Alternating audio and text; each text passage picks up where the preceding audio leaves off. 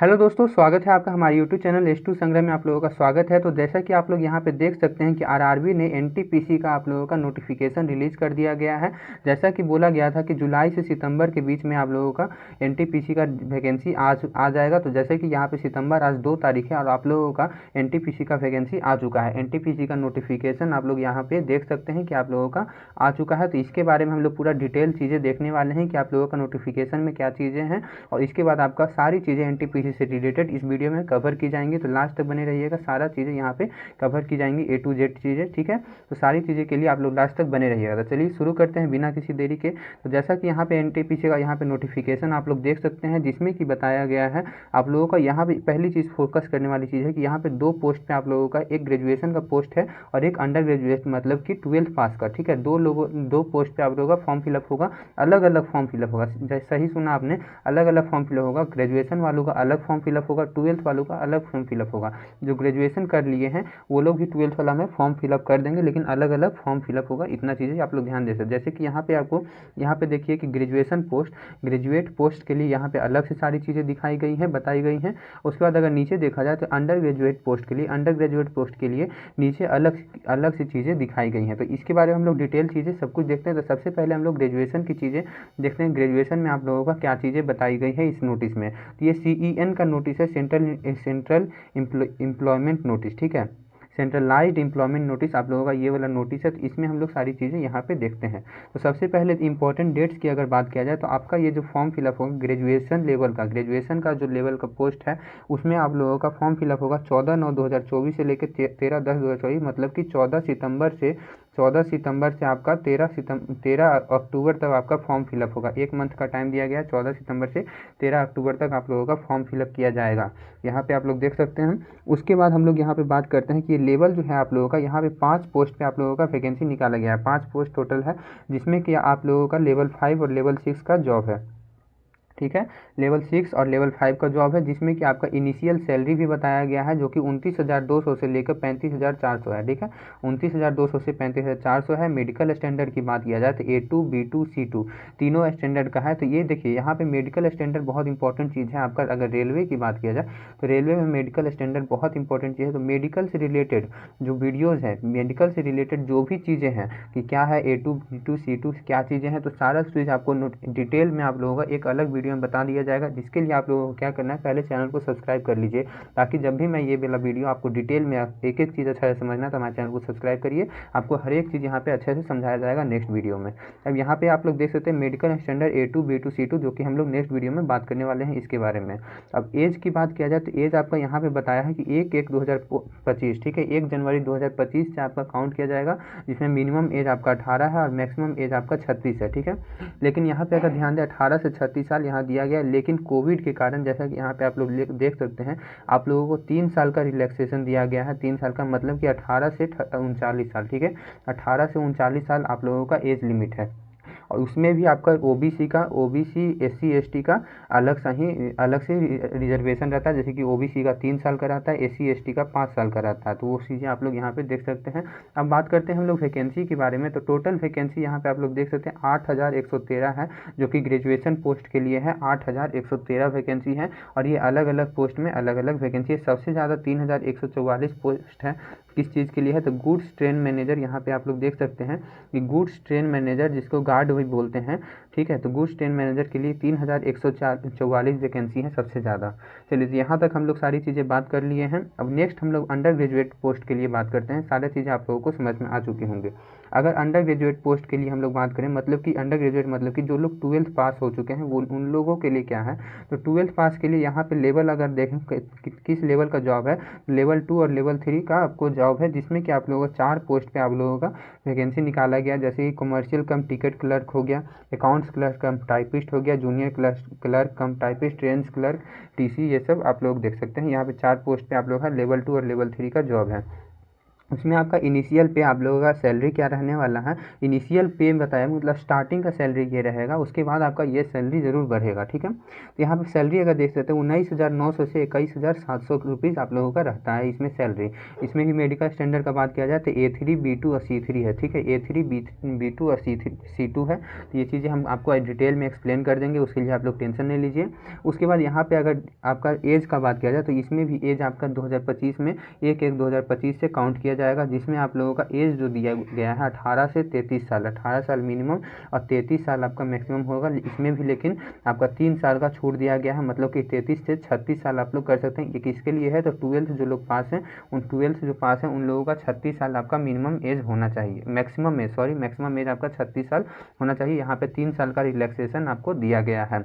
अगर OBC के लिए 3 साल और SC ST के लिए 5 साल अलग से, 3 साल के बाद अलग से ये 3 साल और 5 साल ऐड होता है उसमें। चलिए नेक्स्ट पॉइंट पे हम लोग यहाँ पे एज तक बात कर लें। उसके बाद अगर वैकेंसी की बात किया जाए 12th वालों के लिए कितना वैकेंसी आप लोगों को दिया गया है, तो 3,445 टोटल आप लोगों का वैकेंसी है।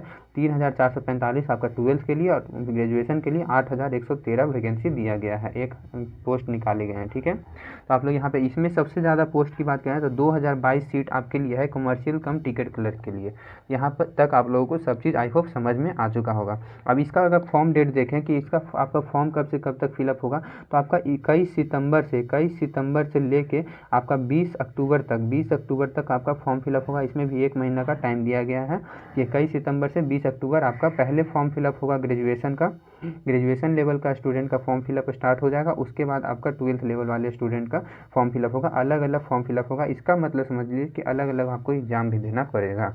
ये चीज़ें आप लोग समझ सकते हैं। चलिए अब नेक्स्ट हम लोग इसके बारे में और डिटेल में, यहाँ तक तो सारी चीज़ें क्लियर हो गई होंगी, ठीक है। इसके बाद हम लोग अब डिटेल में अगर कुछ बात करें तो यहाँ पे हम लोग कुछ और चीज़ें बात करते हैं कि RRB NTPC होता क्या है, उससे रिलेटेड एग्जाम पैटर्न क्या है, सिलेबस क्या रहने वाला, आपका एग्जाम डेट क्या हो सकता है, बहुत इंपॉर्टेंट चीज़ है एग्जाम डेट कब होगा आप लोग का, सिलेक्शन प्रोसेस क्या रहता है। तो सारी चीज़ें हम लोग देखते हैं, तो लास्ट तक बने रहिए। तो चलिए 2 मिनट में ये चीज़ें क्लियर कर दी जाएगी आपको। यहाँ पे अगर आप लोग देख सकते हैं तो नोटिफिकेशन का इंपॉर्टेंट डेट मैं यहाँ पे बता दूँ, जैसे कि मैंने शुरू में ही बताया, लेकिन यहाँ पे आप लोग एक बार और देख सकते हैं कि ग्रेजुएशन जो पोस्ट है उसके लिए 14 सितंबर से आपका स्टार्ट हो जाएगा फॉर्म फिलअप का और 13 अक्टूबर तक आपका फॉर्म फिलअप होगा।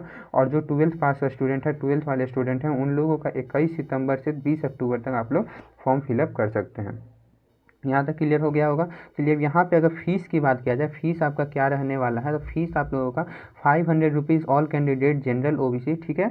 जनरल और OBC स्टूडेंट के लिए 500 है, जिसमें कि 400 आपका रिफंड हो जाएगा। अगर आप लोगों ने CBT 1 का एग्ज़ाम दे दिया तो आपका 400 रुपये रिफंड आपके अकाउंट में आ जाता है।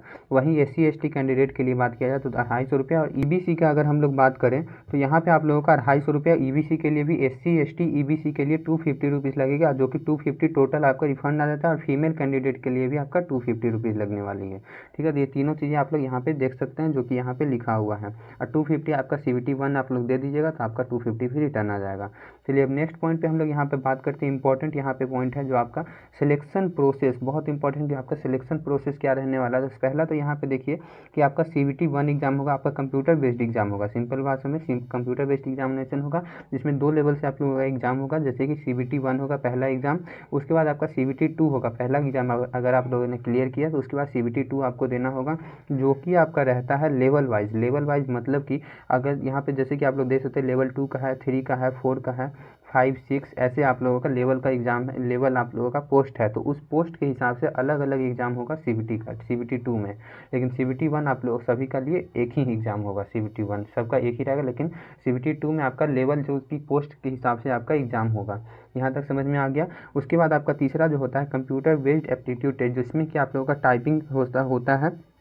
और उसके बाद आपका साइको होता है, इसके बारे में आपको डिटेल में एक नया वीडियो में बता दिया जाएगा। लेकिन अभी सिंपल बताएंगे कि कुछ ये सारी पोस्ट के लिए नहीं होता है, कुछ पोस्ट के लिए आपका टाइपिंग के लिए होता है और आपका CBAT होता है, मतलब कि आप लोगों का यहाँ पर साइको वगैरह होता है, जो कि डिटेल में आपको बता दिया जाएगा। उसके बाद डॉक्यूमेंट वेरिफिकेशन आपका होगा। उसके बाद यहाँ पे CBT 1 हो जाएगा, CBT 2 क्लियर होगा। उसके बाद आपका थर्ड में आपको साइको के लिए या CBAT के लिए बुलाया जाएगा। उसके बाद आपका डॉक्यूमेंट वेरिफिकेशन होगा और डॉक्यूमेंट वेरिफिकेशन के बाद बाद आपका मेडिकल का चेकअप होगा। तो यहाँ पे मैं आपको 3 वीडियो ला के देने वाला हूँ, एक तो 3rd नंबर, एक 4 नंबर, एक 5 नंबर। आपका क्या क्या डॉक्यूमेंट आपको अभी से तैयार करके रख लेना चाहिए, जो कि आपको फॉर्म फिलअप करते टाइम आपको प्रॉब्लम ना हो।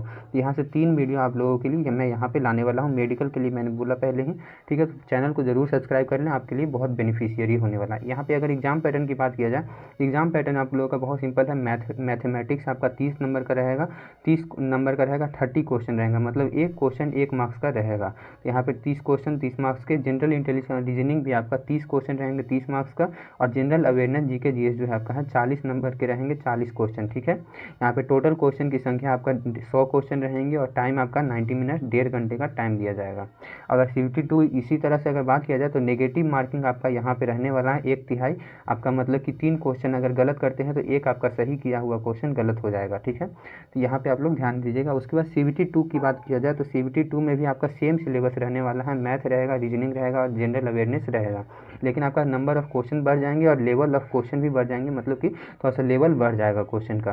तो 35 क्वेश्चन रहेंगे, 35 मार्क्स का। यहाँ भी एक क्वेश्चन 1 नंबर का है, टाइम आपको 90 मिनट दिया गया है, 1.5 घंटा, लेकिन आपका टाइमिंग यहाँ पे वही है, लेकिन आपका नंबर ऑफ क्वेश्चन आपका 35 है, मार्क्स भी 35 आपका है, मैथ में और रीजनिंग में भी 35 है। उसके बाद जनरल अवेयरनेस में 50 क्वेश्चन। यहाँ से अगर टोटल की बात किया जाए तो 120 क्वेश्चन आपका CVT 2 में, और CVT 1 में 100 क्वेश्चन रहेगा। चलिए नेक्स्ट पॉइंट यहाँ पे अगर देखें तो इसमें भी आपका नेगेटिव मार्किंग 1/3 का रहेगा। अब यहाँ पे अगर सिलेबस का बात किया जाए तो मैंने जैसे कि सिलेबस बोला कि मैथ, रीजनिंग और जनरल अवेयरनेस है, इसका डिटेल सिलेबस के लिए आप लोगों को टेलीग्राम ज्वाइन हो जाइए। वहाँ पे मैं आपको PDF प्रॉपर दे दूँगा एकदम बिल्कुल डिटेल में कि कौन सा चैप्टर आपको पढ़ना है, क्या चीज़ें हैं, सारा कुछ डिटेल में आपको PDF मिल जाएगा। तो टेलीग्राम का लिंक आपको नीचे डिस्क्रिप्शन में, वहाँ पर ज्वाइन हो जाइए। अब नेक्स्ट अगर बात किया जाए तो एग्ज़ाम डेट की, तो यहाँ पे एग्ज़ाम डेट आप फरवरी और मार्च देख सकते हैं। एक्सपेक्टेड है कि फरवरी और मार्च में होगा, लेकिन यहाँ पे ये चांस बहुत कम है, आपका अप्रैल भी जा सकता है यहाँ पे आपका एग्ज़ाम होने में। इसलिए आपके पास प्रॉपर, अगर आप लोग 0 लेवल पे भी अभी हो, तो अगर अभी से भी तैयारी मन से करोगे तो आप लोगों का तैयारी अच्छा खासा हो जाएगा। तो आपका एग्ज़ाम डेट अगर बताया जाए तो ALP का भी एग्ज़ाम डेट था, लेकिन ALP का एग्ज़ाम डेट के बारे में अभी लेट है, ठीक है। तो इसलिए आप लोगों का भी एग्ज़ाम डेट थोड़ा सा डिले हो सकता है। अगर सब कुछ टाइम पे रहा तो आपका फरवरी से मार्च के बीच में एग्ज़ाम हो जाएगा, नहीं तो अप्रैल तक जा सकता है। तो बस यहीं तक था। अगर अभी तक चैनल को सब्सक्राइब नहीं किया है तो सब्सक्राइब जरूर कर लें, आपके लिए बहुत बेनिफिशियरी होगा। तब तक के लिए मिलते हैं, बाय, जय हिंद।